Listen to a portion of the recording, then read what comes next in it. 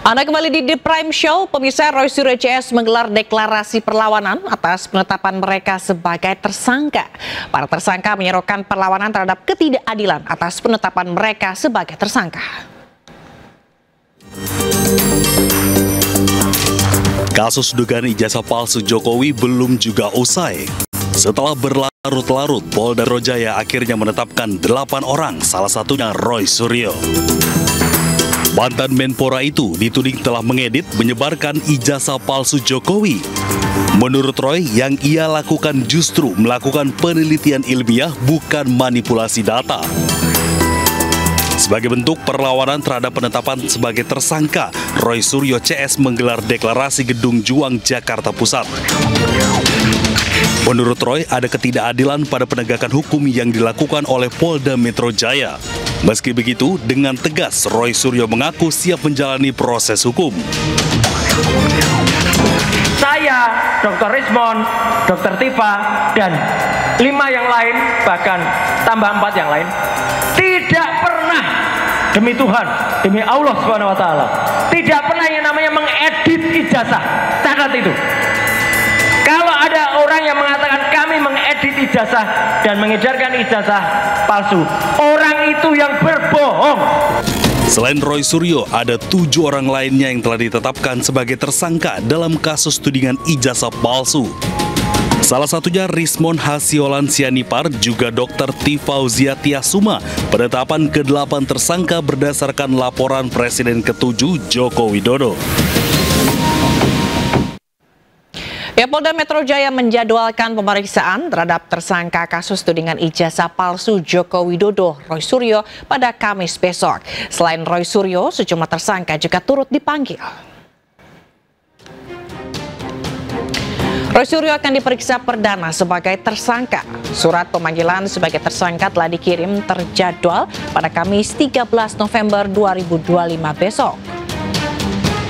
Seperti diketahui, 8 orang ditetapkan sebagai tersangka dalam kasus tudingan ijazah palsu Presiden ke-7 RI Joko Widodo. Dari ke-8 tersangka, kepolisian membagi menjadi 2 klaster.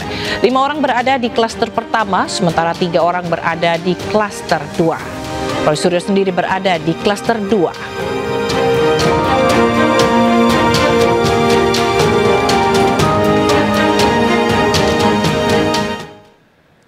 Pemirsa, ada berita seru bahwa minum air mineral tidak hanya menyegarkan, tapi bisa memberikan sensasi yang sejuk, alami, dan juga menyehatkan. Apalagi kalau minum air mineral malah dapat hadiah miliaran. Banyak yang sudah beruntung dan mendapatkan hadiahnya. Yuk kita saksikan ceritanya. Puluhan orang sudah menang hadiah miliaran Aqua.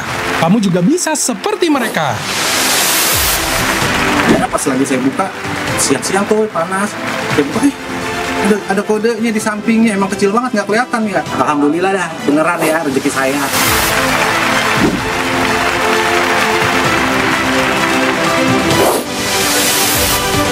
Beneran ini dari Aqua, Mbak? Iya, Kak. Ini dari pengiriman kode unik di botol Aqua? Bener banget, Kak. Wah.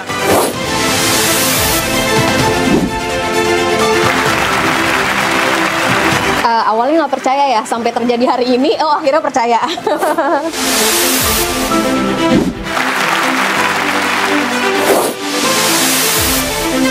Pas dikasih tahu bahwa hadiahnya mobil, tambah senang banget tuh, nambah pemasukan keluarga.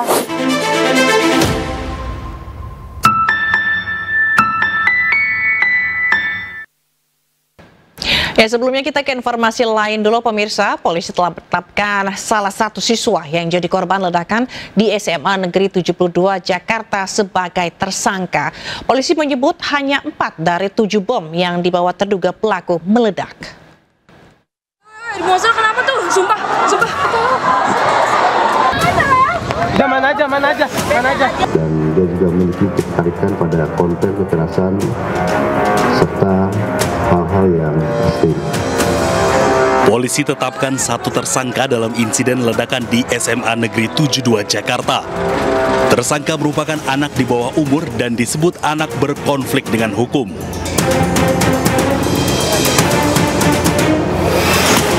Saat ini terduga pelaku yang menjadi korban masih dirawat di RS Polri Kramat Jati, Jakarta. Polisi menyebut terduga pelaku merupakan siswa aktif dan tidak terhubung dengan jaringan teroris manapun. Berdasarkan keterangan yang kami himpun, ABH yang terlibat dalam kasus ledakan ini dikenal sebagai pribadi yang tertutup, jarang bergaul, dan dia juga memiliki ketertarikan pada konten kekerasan serta hal-hal yang ekstrim. Selain itu, kami juga bersama Densus 88 Anti Teror telah menganalisis rekaman CCTV, ponsel, serta aktivitas dari ABH yang terlibat untuk mendalami motif dan latar belakang yang bersangkutan. Dalam kasus ini, polisi telah memeriksa 16 orang saksi dan sejumlah barang bukti. Polisi juga telah menggeledah rumah pelaku. Menurut polisi, dari hasil uji laboratorium jenis bahan peledak yang digunakan terduga pelaku memiliki daya ledak yang rendah. Di rumah anak yang berkonflik dengan hukum, di sana kita juga mendapatkan bahan-bahan peledak yang memiliki kekuatan ledak yang rendah atau low explosive. Dengan kata lain bahwa bahan yang ada di TKP 1 di dalam masjid ataupun di TKP 2 di samping bank sampah itu ada kesesuaian dengan bahan-bahan yang ada di rumah anak yang berkonflik dengan hukum.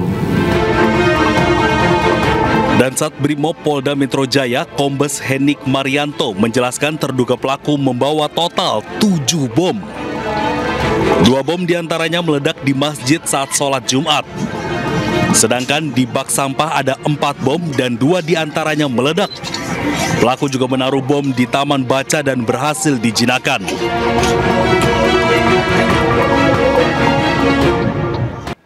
Polisi menetapkan 4 tersangka kasus penculikan balita berusia 4 tahun di Makassar, Sulawesi Selatan.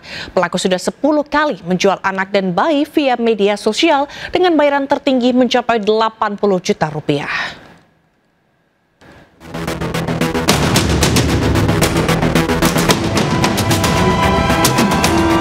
Polda Sulawesi Selatan mengungkap sindikat tindak pidana perdagangan orang lintas provinsi dalam kasus penculikan balita 4 tahun di Makassar, Sulawesi Selatan.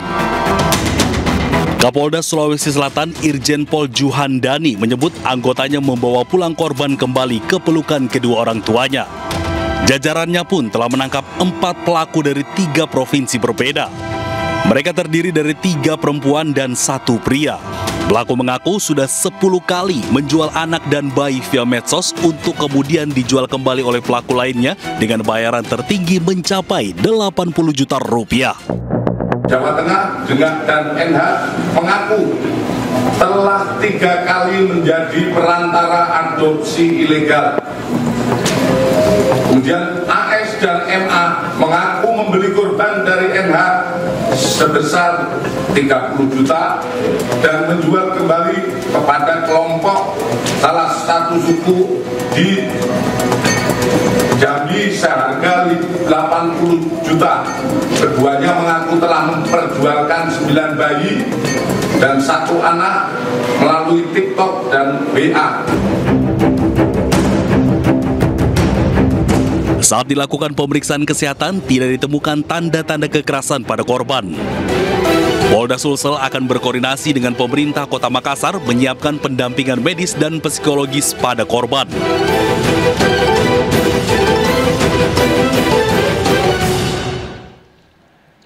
Empat pelaku penculik balita di Makassar, Sulawesi Selatan dibekuk di 3 lokasi berbeda. Para pelaku terhubung melalui sebuah grup di media sosial.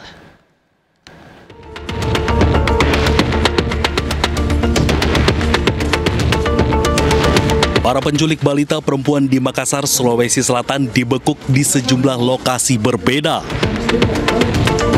Pelaku pertama, Sri Yuliana, ditangkap di Makassar pada 4 November 2025. Itu anak-anak kau jual di mana? Sama siapa? Hah? Siapa namanya itu orang? Orang namanya siapa? Berapa kau jualkan? 3 juta, Pak. Usai membekuk Sri, polisi bergerak ke Sukoharjo, Jawa Tengah dan menangkap Nadia Hutri pada 6 November 2025. Bapak dari mana? Bapak Makassar. Saya dari Makassar. Keperluannya apa? Keperluannya apa? Tahu ini di Makassar ini. Dari Sukoharjo, polisi bergerak ke Jambi dan menangkap pelaku ketiga dan keempat, Meriana dan Adit Saputra.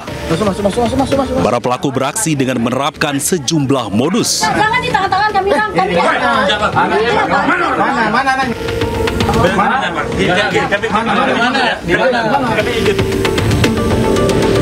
Pelaku penculikan mengaku korban merupakan anaknya dan menawarkan adopsi secara ilegal karena kebutuhan ekonomi.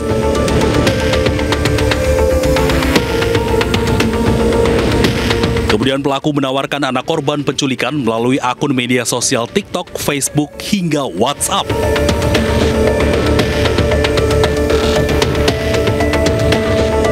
Setelah mendapatkan penawaran, korban dari Makassar dibawa ke Jakarta sebelum akhirnya mendarat di Jambi. Korban dijual secara berantai. Pelaku penculikan menjual korban seharga 3 juta rupiah, kemudian dijual lagi seharga 15 juta rupiah ke pasangan suami istri, dan terakhir dijual ke wilayah suku anak dalam Jambi dengan harga 80 juta rupiah.